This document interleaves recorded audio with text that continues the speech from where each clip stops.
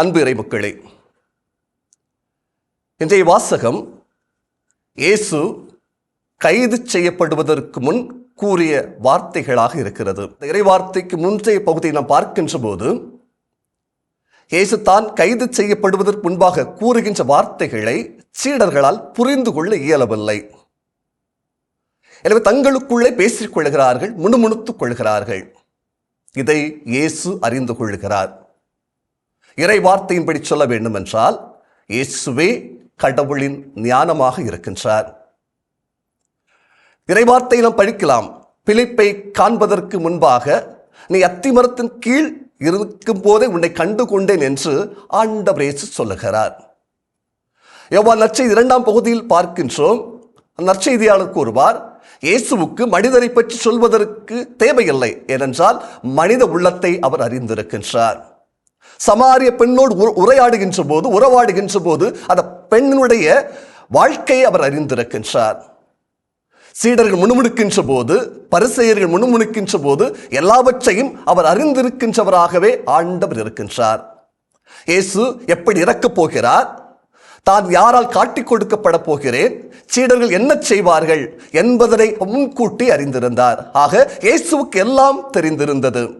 எனவே அறிந்திருந்த இயேசு சீடர்கள் புரிந்து கொள்ளாத இயலாத நிலையை பார்க்கின்ற போது அவர்களுக்கு சற்று விளக்கமாக தன்னுடைய பாடுகளின் மகிமையை வெளிப்படுத்துகிறார்.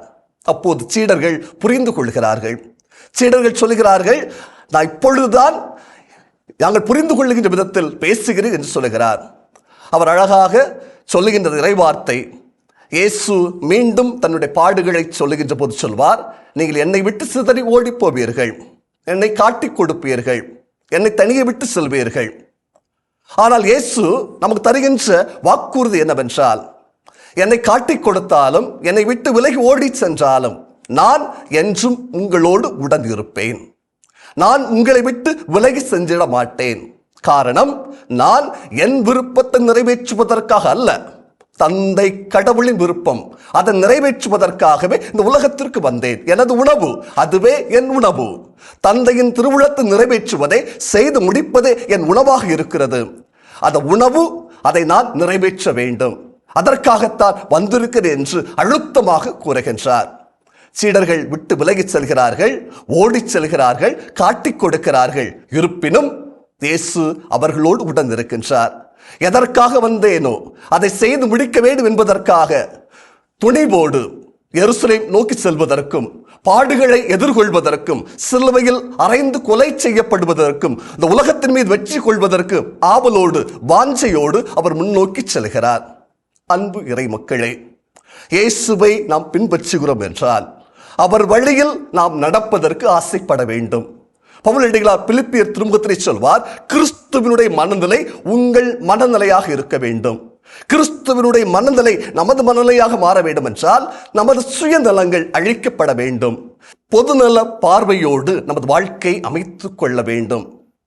பொதுநல பார்வையோடு வாழுகின்ற போது நிச்சயம் துன்பங்கள் உண்டு, துயரங்கள் உண்டு, நெருக்கடிகள் உண்டு.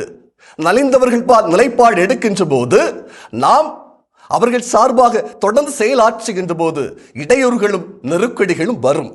இவற்றை கண்டு அஞ்சிடாது, வஞ்சகர்களுக்கு அஞ்சிடாது, வஞ்சனைகளுக்கு மஞ்சிடாது, இயேசுவை போல துணிச்சலோடு சாந்தமாக சிலுவையை சுமந்து தந்தையின் விருப்பத்தை நிறைவேற்றுவதற்கு ஆசையாக இருக்க வேண்டும்.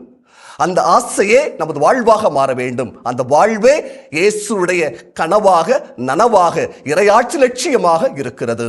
இதை செய்ய நாம் இணைந்து உழைக்க ஆண்டவர் இயேசுவோடு கரம் கோர்த்து நம் சிலுவையை சுமந்து கொண்டு இயேசுவை பின்தொடர்வுக்கு ஆசைப்பட வேண்டும்.